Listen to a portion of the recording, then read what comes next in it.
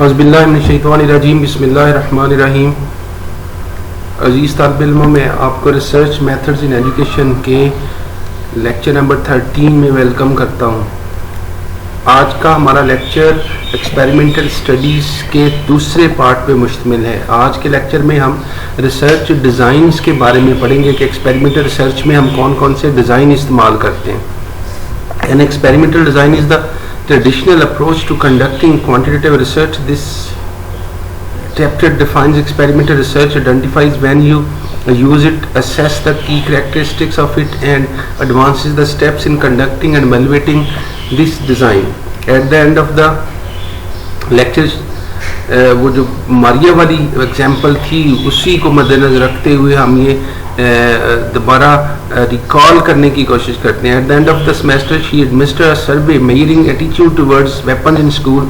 Maria finds that students who experience the curriculum plus the classes about the dangers of weapons were more negative toward weapons in school than the students who had the standard health curriculum. ये पहले lecture में इससे पहले lecture में भी ये slide discuss हो गई है कि रिसर्च डिज़ाइन से एक्सपेरिमेंटल रिसर्च डिज़ाइन से क्या मुराद है, और मारिया की एग्जांपल हमने इस्तेमाल की। Maria decides to conduct experiment. She studies the question: do student who receives in-class instruction about the dangers of weapons in high school have different attitudes towards weapons than do students who do not receive instruction about the dangers? Using two health classes to participate in her experiment, she gives one class the standard health curriculum and the other class a standard curriculum plus a series of classes about the dangers of weapons among teenagers. इस example से जाहिर है कि उसने experimental study जो है वो adopt की। What are the types of the experimental designs? The most common design you will find in educational research are between groups design, true experiments, pre and post test, post test only, quasi experimental, pre and post test only, factorial design, within group or individual design, time series experiments, interrupted, equivalent, repeated Mayer's experiments, single subject experiments। ये मुख्तलिफ किस्म के designs हैं जो हम experimental study के अंदर इस्तेमाल करते हैं। Depends on the requirement nature of the topic and the study. The difference between various designs are given. ये चार्ट है, इसको देख लीजिएगा गौर से, तो इससे काफ़ी सारी आपको समझ आ जाएगी कि कौन सा डिज़ाइन हम कब इस्तेमाल करते हैं। Remember that Maria studied two health classes for her experiment. She gave one class the standard health curriculum and provided the other class the standard curriculum plus a series of classes. तो उसने भी दो group बना लिए और दोनों ग्रुपों में एक को उसने स्टैंडर्ड करिकुलम पढ़ाया और एक को उसने स्टैंडर्ड हेल्थ प्लस करिकुलम जो है वो पढ़ाया। तो उसके कंट्रोल ग्रुप बन गया, एक एक्सपेरिमेंटल ग्रुप बन गया, और उसका डिज़ाइन जो है वो बिटवीन ग्रुप डिज़ाइन था या कज़ाई, और दूसरा कज़ाई एक्सपेरिमेंटल डिज़ाइन था। उसने रैंडम असाइन नहीं किया बल्कि परपोजिवली उसने ग्रुप हैं वो असाइन की। Between group design, the most frequently used design in the education are those where the researcher compares two or more groups. We will begin with the most rigorous between groups, a single available to design available to educational researchers, the true experiment. ज़्यादातर हम ये design इस्तेमाल करते हैं, दो group बना लेते हैं और दोनों ग्रुप्स में से किसी एक को ट्रीटमेंट दे के और दूसरे को फिर उसका डिफरेंस देखते हैं, और ये ट्रू एक्सपेरिमेंट डिज़ाइन जो है वो कहलाता है। In true experiment, the researcher randomly assign the participant to different conditions of the experimental variable. Individuals in experimental group receive the experimental treatment, whereas those in the control group do not. दो group बना लिए जाते हैं और randomly assign किए जाते हैं। मसलन अगर एक क्लास है तो रोल नंबर 1, 3, 5, 7, 9 एक ग्रुप में जाएगा और 2, 4, 6, 8 दूसरे ग्रुप में चला जाएगा, या एज पे randomly assign कर लेंगे। whatever the criteria you use, जो याद रखने वाली बात है वो है रैंडम असाइनमेंट करना। After investigated administer the treatment, they compile average score on the post test. One variation on this design is to obtain pre-test as well as the post-test measures or observations. When experimenters collect pre-test score, they may compare test scores. The difference between the pre and post-test randomization or equating of the group minimize the possibility of history, maturation, selection, and the interaction between selection and other threats. Treatment threats such as diffusion, rivalry, resentful, demoralization, and compensatory equalization are the possibilities in between group design, because two or more groups exist in the design. जब हम एक दफ़ा group assign कर लेते हैं तो फिर एक मिनिमम क्राइटेरिया बना लेते हैं, मतलब स्कोर्स हैं, प्री टेस्ट लेके एक क्राइटेरिया का स्कोर्स रख लेंगे, सेट ऑफ स्कोर्स रख लेंगे कि जी 15 हमारा कट स्कोर है, 20 हमारा कट स्कोर है, 35 हमारा कट स्कोर है। तो अब फिर ग्रुप में बांट लेते हैं और एक ग्रुप जो है उसको ट्रीटमेंट देते हैं और फिर पोस्ट टेस्ट लेते हैं और फिर दोनों स्कोर्स का हम कंपैरिजन कर लेते हैं। इसमें जो खदशा हो सकता है, रैंडमाइजेशन काफ़ी हद तक उसको दूर तो करती है, लेकिन फिर भी जो है वो हिस्ट्री, मैचुरेशन वगैरह, सिलेक्शन में जो बायसनेस या कोई फ्लक्चुएशन आ सकती है उसको उस पर नज़र रखने की ज़रूरत है। कोज़ाई experiment. Kozai experiments include assignment but not random assignment of the participant to groups. This is because experiment cannot artificially create groups for the experiment. For example, studying a new math program may require using existing 4th grade class and designate one as the experimental group, one as a control group. Random assigning student to the two groups would disrupt classroom learning because educators often use intact groups, school, colleges, school districts in experiment. Kozai experiment design are frequently used. True experimental design थोड़ा सा मुश्किल है, उसका criteria थोड़ा सा सख्त है। ज़्यादातर हम कोज़ाई एक्सपेरिमेंटल इस्तेमाल करते हैं, इसमें जो पैरामीटर्स हैं वो ज़्यादा सख्त और स्ट्रिक्ट नहीं है, क्योंकि हम आमतौर पे पूरी क्लास या स्कूल्स जो हैं वो एज ए यूनिट इस्तेमाल कर लेते हैं। तो मसलन किसी स्कूल में अगर 2 सेक्शन हैं बने हुए, तो एक सेक्शन को आप कंट्रोल ग्रुप बना लें और एक सेक्शन को आप एक्सपेरिमेंटल ग्रुप बना लें, तो इससे भी हमारा काम चल जाता है और वक्त काफ़ी हद तक बच जाता है। The Kozai experimental approach introduces considerably more threats to the internal validity than the true experiment because the investigator does not randomly assign the participant to groups. The potential threats of maturation, selection, mortality and interaction of the selection with other threats are possibilities. Kozai experiment में चूंकि हम बने बनाए group इस्तेमाल करते हैं तो इसमें डर ये रहता है कि फिर वो जो अच्छा एक सेक्शन कुदरती अच्छा हो गया, दूसरा सिलेक्शन अच्छा वो नहीं था ग्रुप सेक्शन क्लास का, तो हमारे रिजल्ट फिर उस तरह से नहीं आते। सिलेक्शन में गलती या एक क्लास एक ग्रुप के बच्चे ज़्यादा मैच्योर हैं, दूसरे के ज़्यादा मैच्योर नहीं है, मॉर्टेलिटी कुछ बच्चे छोड़ गए, वफात हो गई उनकी, या इस तरह से कुछ और जो मसाइल हैं, इंटरनल वैलिडिटी इसमें काफ़ी ख़तरे में होती है। In addition, when the pre-test post-test design is used, additional threats of the history, testing, instrumentation and regression also may occur. While the Kozai experimental design has the advantage over utilizing existing groups in educational setting, इसमें ये pre-test post-test भी एक sometime कुछ threats हो सकती हैं, पर बहरहाल ये फिर भी काफ़ी हद तक बेहतर डिज़ाइन है। Factorial design. Factorial design represent a modification of the between group design in which the researcher studies 2 or more categorical independent variables each examined at 2 or more levels.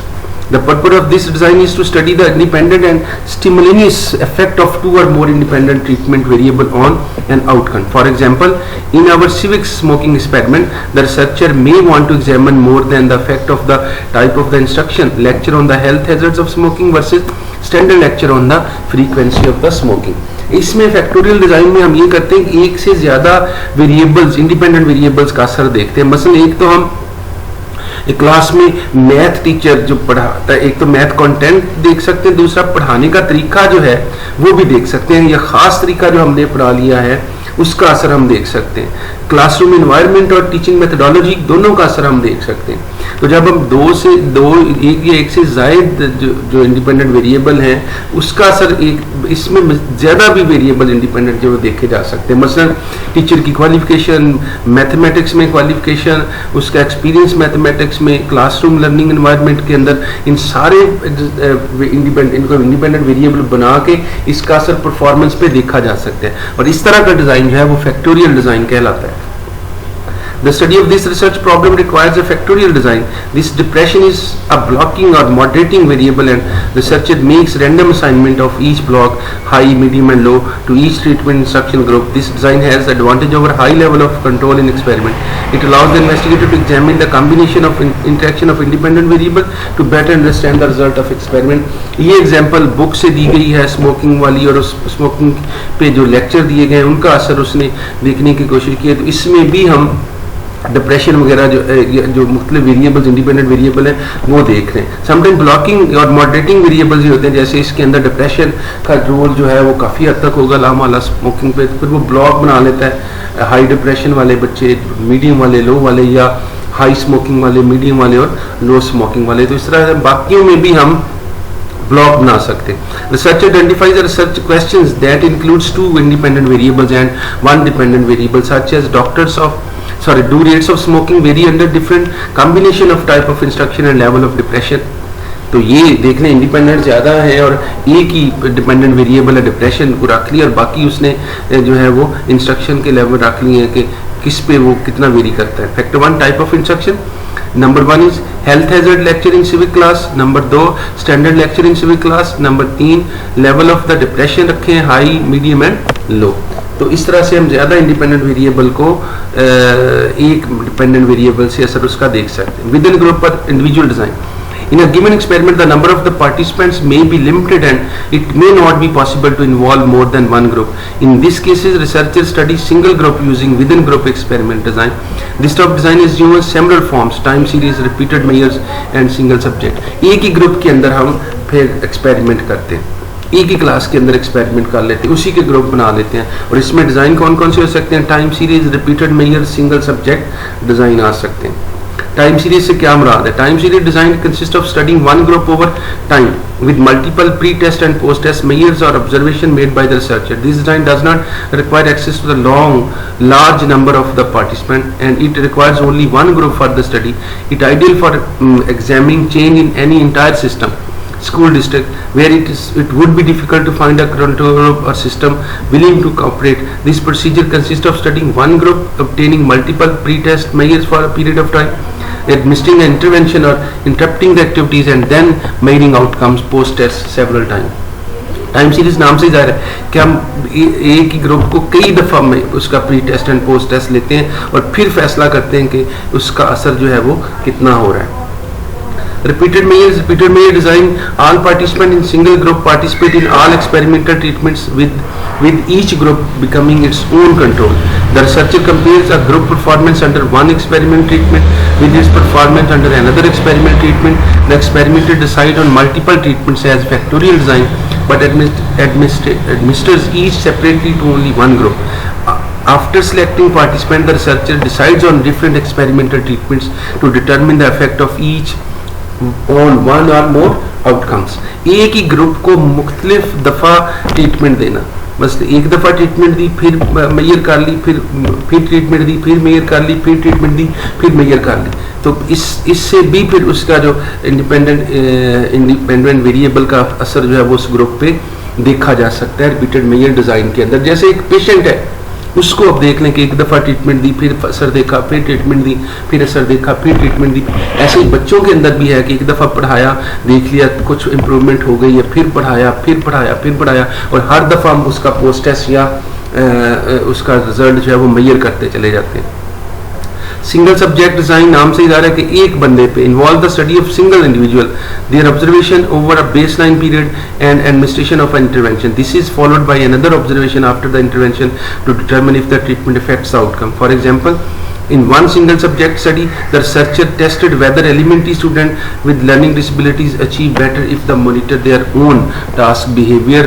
Special education से ये example है, अब general education से भी हो सकती है कि इसमें हम एक स्टूडेंट को देखते हैं, एक इंडिविजुअल लेते हैं, वो कोई एक स्टूडेंट हो सकता है, टीचर हो सकता है, इवेंट हो सकता है और फिर उसी पे एक्सपेरिमेंट करते चले जाते हैं।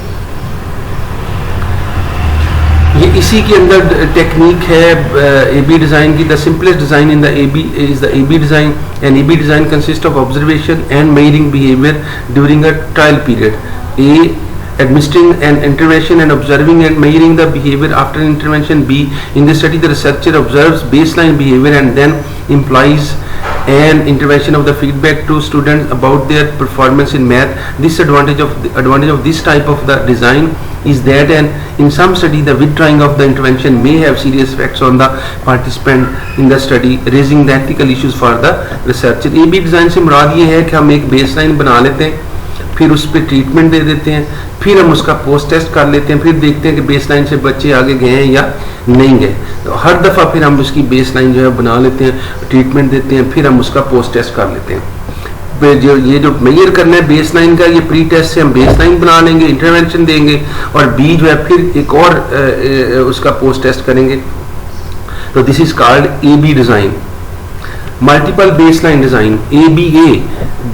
कई दफ़ा हम उसकी बेसलाइन, मल्टीपल बेसलाइन हम बना लेते हैं। Frequently use single subject design is the multiple baseline design. In this design, each participant receives an experimental treatment at a different time. Hence, multiple baselines exist so that treatment diffusion will not occur among participants. Researchers choose this design when the treatment skill or strategy being taught cannot be reversed, and doing so would be unethical or injurious to the participant. The results of this design may be less convincing than the reversal design, and it may introduce negative consequences if the treatment is withheld for an extended period. इसका फ़ायदा ये है कि वो जो AB design है उसका नुकसान ये है कि जैसे ही हम विड्रॉ करते हैं तो कई दफ़ा उसका रिवर्स कॉन्सिक्वेंस आता है कि बच्चे सब कुछ भूल जाते हैं। इसमें हम क्या करते हैं, इसमें रिवर्स नहीं करते, इसमें हर दफ़ा नई बेस लाइन, मसलन बच्चे 10 पॉइंट पे खड़े थे, ट्रीटमेंट दी, वो 15 पे चले गए, फिर 15 को बेस लाइन बना लेते हैं। 15 से आगे ट्रीटमेंट दी, बच्चे 18-20 पे चले गए, 20 को बेस लाइन बना लेते हैं। इसमें विड्रॉ नहीं करते इंटरवेंशन, बल्कि उसकी बेस लाइन जो है वो और ऐड करते चले जाते हैं। तो this is called multiple baseline design. Alternative treatments, a final type of the single subject design is the alternative treatment. An alternating treatment design is single subject design in which the researcher examines the relative effects of two or more intervention and determines which intervention is the more effective treatment on the outcome. In this type of design, potential problem with threats to internal validity from treatment diffusion may result, but the design permits a test of multiple treatment simultaneously to determine their effect on the outcome. Alternative treatment से मुराद है कि हम math, फर्ज की example हम ले रहे हैं, तो मैथ जो है उसकी हमने 2, 3, 4 थोड़ी सी डिफरेंट ट्रीटमेंट्स बना दी। बेसलाइन, फिर एक ट्रीटमेंट दी, फिर बेसलाइन, फिर दूसरी ट्रीटमेंट दी, फिर उसका अल्टरनेट ट्रीटमेंट, उसका ऑब्जेक्टिव सेम रहता है, हम ट्रीटमेंट्स डिफरेंट टाइप्स है वो इस्तेमाल कर लेते हैं। What are the steps in the conducting experimental research? कौन से स्टेप्स हैं?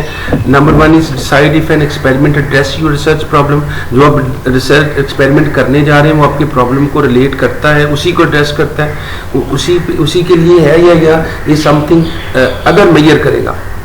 Form hypothesis to test cause and effect relationship. इसमें हाइपोथेसिस हम बनाते हैं और ये भी देख लें कि हाइपोथेसिस जो है वो रेलिवेंट है या नहीं है। Select an experiment unit and identify study participant. Experimental unit कर लें कि आपने मैथ पढ़ाना है, किस किस्म का मैथ पढ़ाना है, और फिर उसके पार्टिसिपेंट्स कौन होंगे। तो ये भी बड़ा ज़रूरी है कि आप आइडेंटिफाई करें एक्सपेरिमेंटल यूनिट को और फिर पार्टिसिपेंट्स को। Step 4 select an experiment treatment and introduce it. फिर ट्रीटमेंट बनाएं और उसको भी वैलिडेट कर लें, उसकी जो एक्सटर्नल एंड इंटरनल थ्रेट्स हैं उसको देख लें, ट्रीटमेंट को उसको वैलिडेट करवा लें, बार बार एक्सपर्ट से करवा लें, और फिर उसको इंट्रोड्यूस करवाएं। कि इंट्रोड्यूस करवाने का भी आप उसको कई दफ़ा उसको रिव्यू कर लें। Choose a type of the experimental design. फिर एक्सपेरिमेंटल डिज़ाइन देखें कि जब इम्प्लीमेंट करना है तो डिज़ाइन कौन सा लगेगा, ट्रू एक्सपेरिमेंट होगा, कोजाई एक्सपेरिमेंट होगा, फैक्टोरियल होगा, सिंगल सब्जेक्ट होगा, और डिज़ाइन जो है वो भी बड़ा वाइजली सिलेक्ट करें। Conduct experiment, then experiment conduct करें। Conduct experiment involve procedural steps consist with design selected. It may involve administering a pre test if you plan to use one, introducing the experiment treatment to the experimental group और relevant groups, monitoring the process closely so the threats to internal validity are minimise, gathering post test measures. फिर post test ले लें, using ethical practices, जो ethical issues उनको भी address कर लें। Organise and analyse that. Last step is कि data जो इकट्ठा हुआ इसको ऑर्गेनाइज करें और उसको एनालाइज करें। Develop an experiment research report. फिर जो डाटा इकट्ठा हुआ है अपने एनालाइज कर लिया है उसकी रिपोर्ट बना लें, और रिपोर्ट जो है वो जो जितने प्रोसीजर्स हैं उसके मुताबिक जो बनाए। Experiment report follow standard format in the methods और प्रोसीजर सेक्शन। इस पर डिस्कस हो, जैसे हम रिसर्च रिपोर्ट बनाते हैं वैसे इसकी रिपोर्ट भी हम डिज़ाइन करेंगे। आमतौर पर ये जो हमारा चौथा चैप्टर है उसके अंदर हम उसके नताइज जो है वो रिपोर्ट करते हैं। How do you evaluate the experimental research. ये कुछ खुद से करने वाले सवाल हैं कि आप किस तरह से अपने एक्सपेरिमेंट को एवेल्युएट करेंगे कि वो अच्छा एक्सपेरिमेंट है या नहीं है। The experiment has powerful intervention, intervention बड़ी पावरफुल बनाई है। Treatment groups are few in number, थोड़े ग्रुप्स लिए हैं। Will gain from the intervention, जो इंटरवेंशन दे रहे हैं उससे उनको फ़ायदा होगा। तो इस तरह से मुख्तलिफ सवालात आप अपने आप खुद से रिसर्चर कर लेते हैं और फिर उसको टिक लगाता चला जाता है कि ये सारे काम मैंने कर लिए। अज़ीज़ तालिब इल्म, मुझे कभी उम्मीद है कि आपको एक्सपेरिमेंटल रिसर्च डिज़ाइन जो है जितने एक्सपेरिमेंटल रिसर्च से रिलेटेड है उसकी अंडरस्टैंडिंग हो गई होगी। अल्लाह हाफिज़।